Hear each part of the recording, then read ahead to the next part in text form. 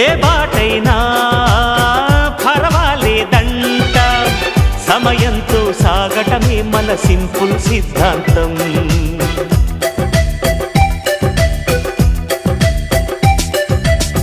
చిరుగాలికి పరిమళమిచ్చే సిరిమల్లెల వనమై ఉందాం, గగనాన్ని నేలను కలిపే హరివిల్లుల బంతెన అవుదాం.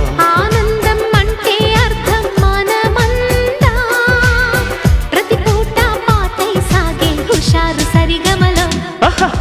ఎన్నో ఎన్నో రాగాలుండే సంగీతం కాదా, చల్లకి నవ్వుల కేరింత.